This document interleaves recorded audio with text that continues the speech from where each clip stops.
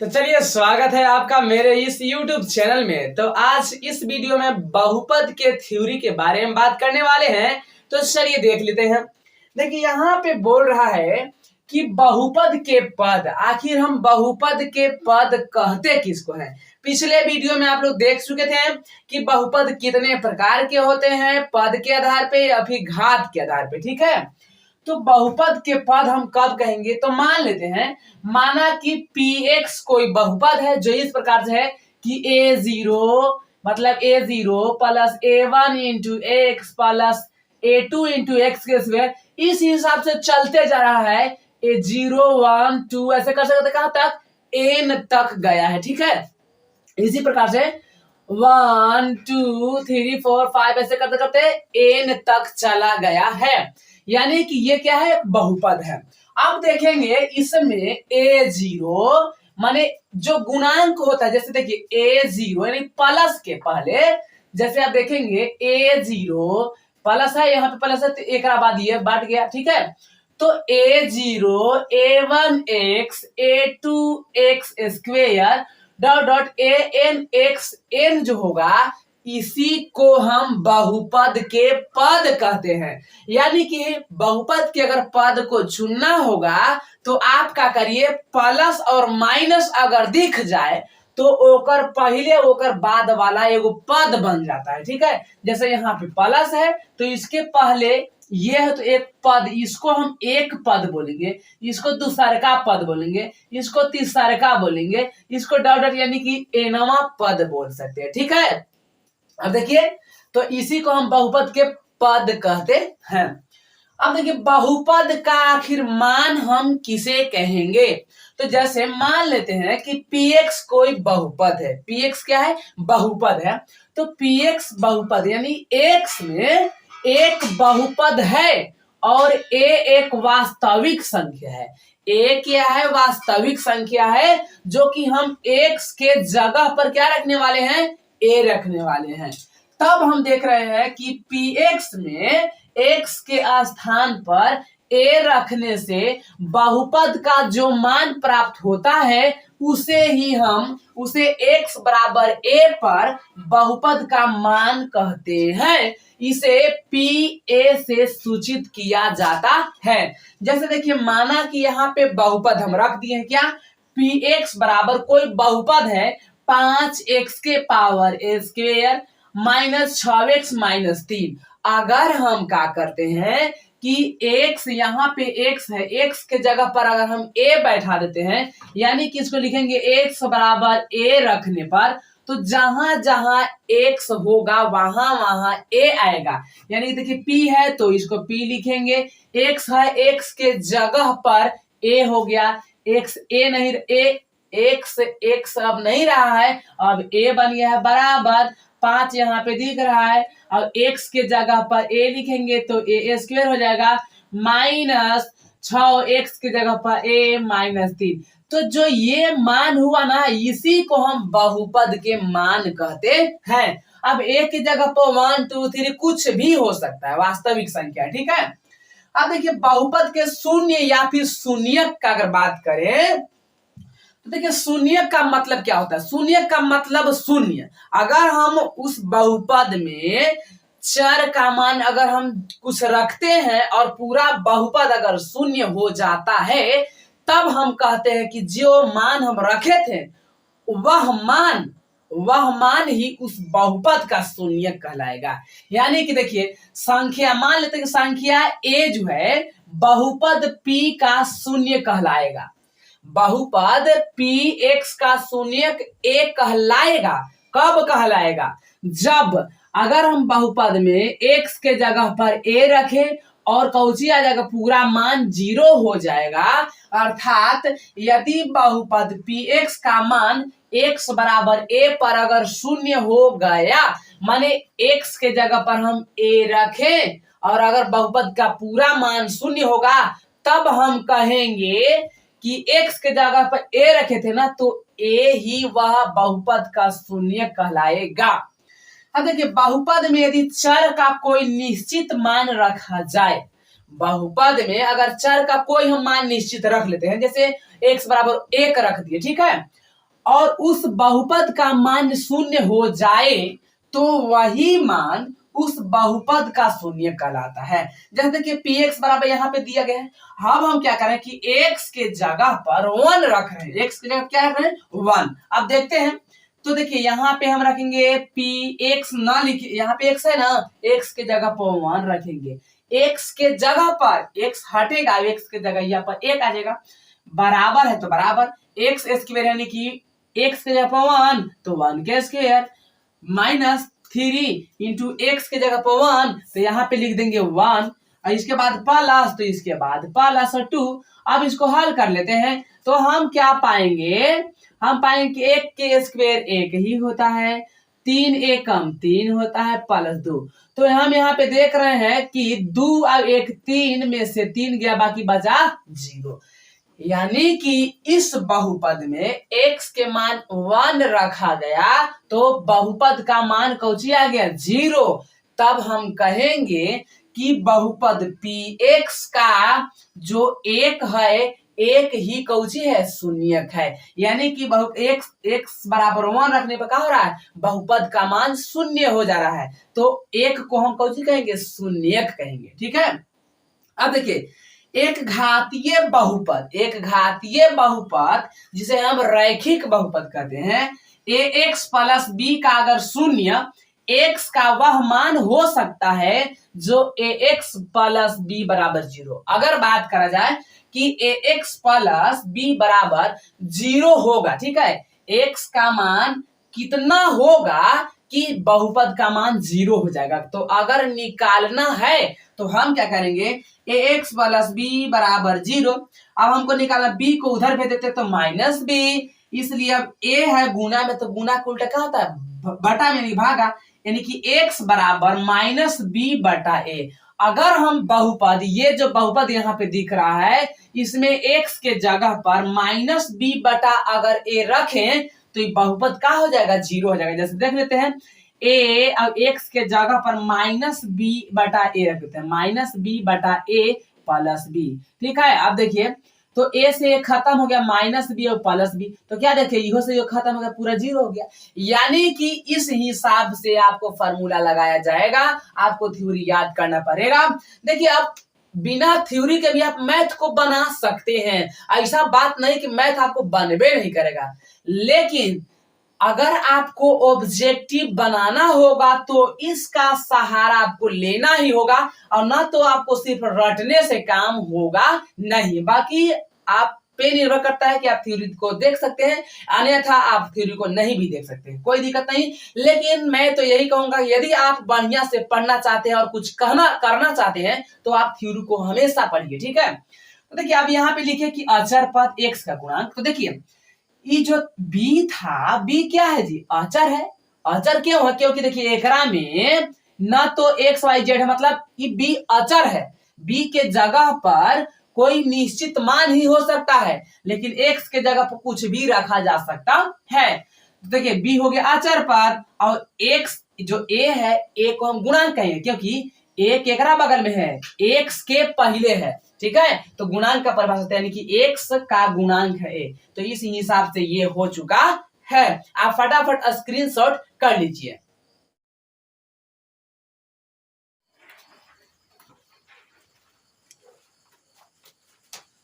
देखिए अब हम लोग जानने वाले हैं कि बहुपद के शून्यक, बहुपद के शून्यक या फिर शून्य, तो बहुपद के शून्य या फिर शून्यक और गुणांकों में क्या संबंध होता है, उसी के बारे में इस वीडियो में बात करने वाला हूं।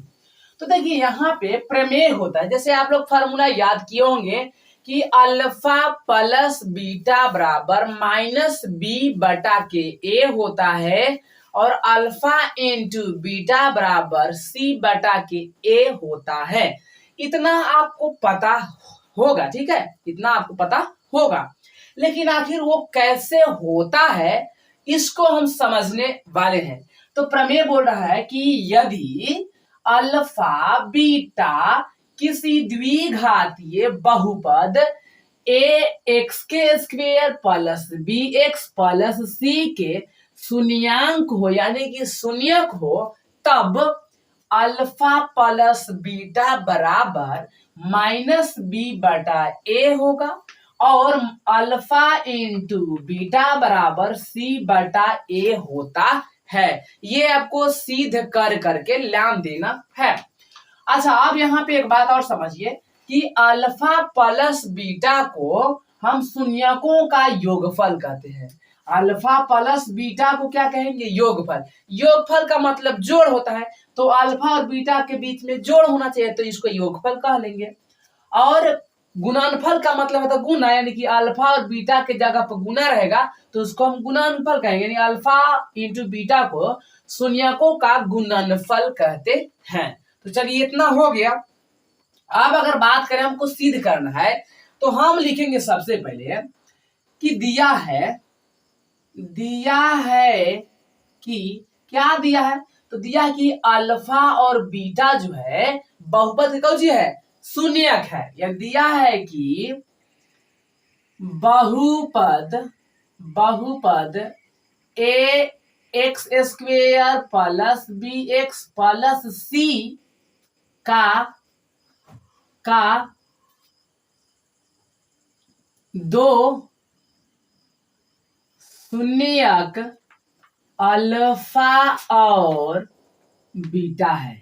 दो शून्यक अल्फा और बीटा है। ठीक है, यहाँ पे हो गया। अब जब शून्यक है तो शून्यक का मतलब होता है, इसलिए हम कह सकते हैं कि इसलिए x बराबर x के जो मान होगा ये कितना होगा? अल्फा होगा। यानी कि x के जगह पर जब अल्फा रखते होंगे तबे बहुपद का हो रहा होगा? शून्य हो रहा होगा। तो इसलिए शून्य तो उसी को कहते हैं। तो x बराबर अल्फा और एक और मान होगा x के ही दो शून्यक होंगे द्विघाती में, तो यानी कि x बराबर एक हो गया अल्फा और एक हो गया बीटा। यानी कि अब यहां से हम देख रहे हैं कि ये प्लस है तो यहाँ पे क्या हो जाएगा? माइनस हो जाएगा और बराबर में जीरो हो जाएगा, तभी तो शून्यक हो गया। और एक हो गया यहाँ पे x माइनस बीटा बराबर में जीरो हो गया। यानी कि x माइनस अल्फा और x माइनस जो बीटा हुआ ये क्या है? तो ये है गुणनखंड। किसका गुणनखंड? तो ये बहुपद का गुणनखंड है। तो अब लिखेंगे चूंकि x माइनस अल्फा और x माइनस बीटा क्या है? दो गुणनखंड है। x माइनस अल्फा और x माइनस बीटा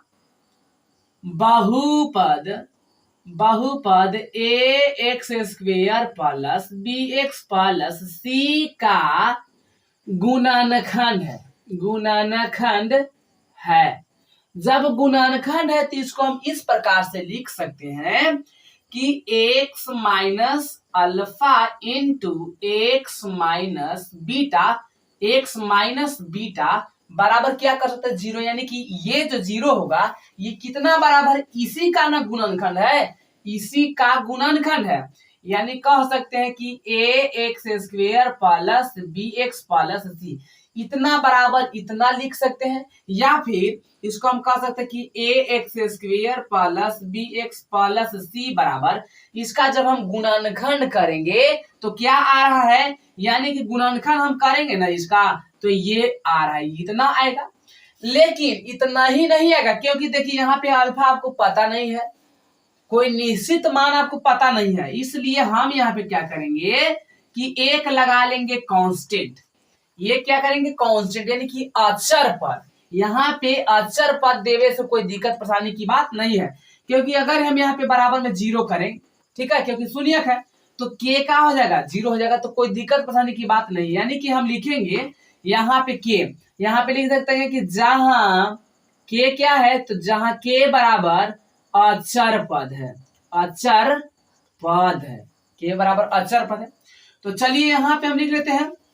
देखिए अब इसको मल्टीप्लाई करिए तो x से x में मल्टीप्लाई करेंगे एक्स स्क्वेयर, फिर माइनस चिन्ह है तो माइनस एक्स, और बीटा में गुना करेंगे तो बीटा एक्स। चलिए ये हो गया। अब इसके बाद हम क्या करने वाले? माइनस इससे इसमें गुना करेंगे तो अल्फा एक्स, और इससे इसमें करेंगे तो माइनस और माइनस ई माइनस वा सेम है ना, तो क्या हो जाएगा? प्लस हो जाएगा। और अल्फा इंटू क्या हो जाएगा? बीटा हो जाएगा। बड़ी ब्रैकेट डाल देंगे।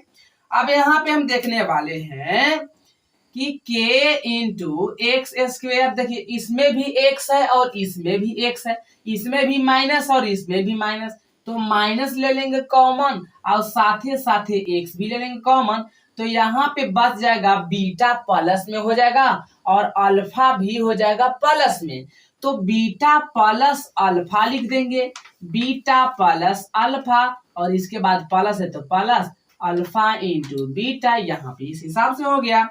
अब हम कर देंगे गुना, इसको कर देंगे गुना यानी कि k से multiply k x square minus, देखिए जी बीटा प्लस अल्फा लिखल है यानी कि बीटा प्लस अल्फा को हम कह सकते हैं अल्फा प्लस बीटा और इंटू में लगा देंगे x और साथे साथे k भी तो गुना में आ जाएगा, इसके बाद प्लस है तो प्लस कर देंगे, एक बाद k into alpha into beta, k into alpha into beta हो गया। तो चलिए इस हिसाब से यहाँ पे आपको देखने को मिल गया, ठीक है। अब हम क्या करेंगे कि देखिए यहाँ पे तो चल रहा था A X square plus B X और प्लस सी चल रहा था। अब हम क्या करने वाले हैं, लिखेंगे एक बात यहाँ पे लिखेंगे एक्स स्क्वेयर एक्स और एक्स स्क्वेयर एक्स और अचर पद को बराबर करने पर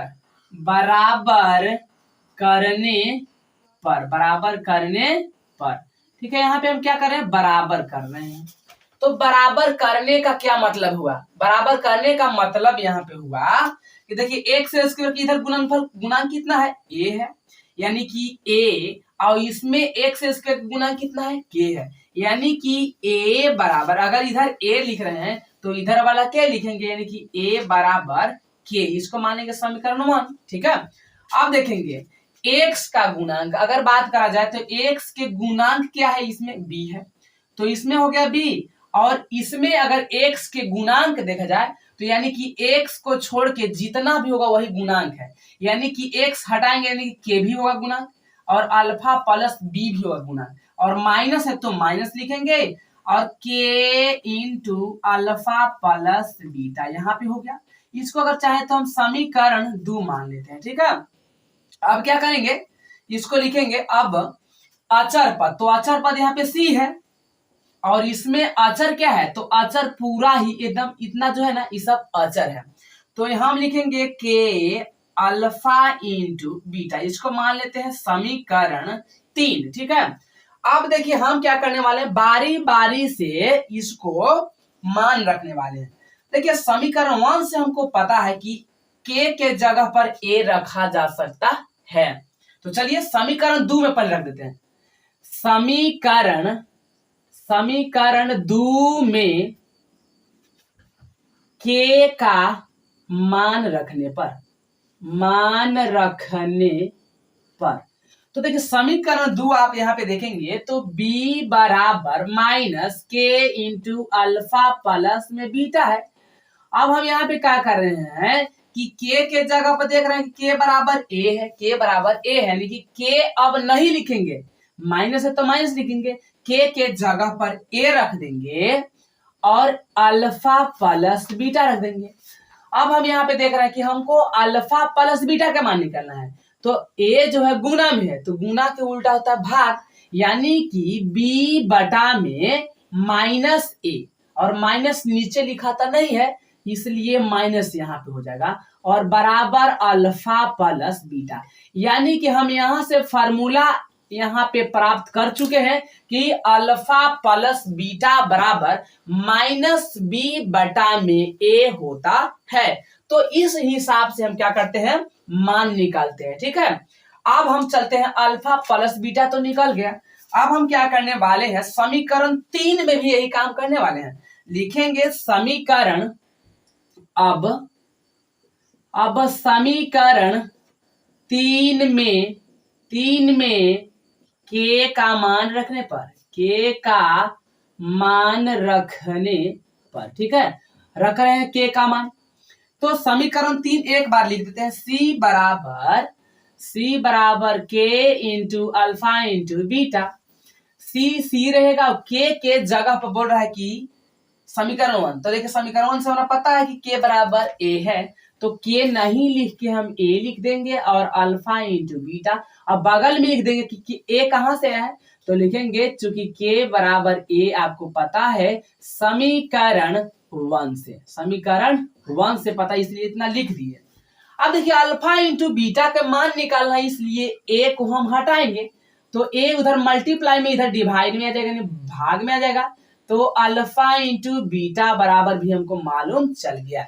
यानी कि हम कह सकते हैं जब अल्फा प्लस बीटा को हम कह रहे हैं शून्यकों का योगफल, यानी कि यहाँ से फार्मूला निकल के चल आया और ये सिद्ध हो चुका है। ठीक है, इसको हम लिख देंगे कि अतः, इसको यहां से लिख देते हैं ताकि जगह बचे, लिखेंगे कि अतः शून्यकों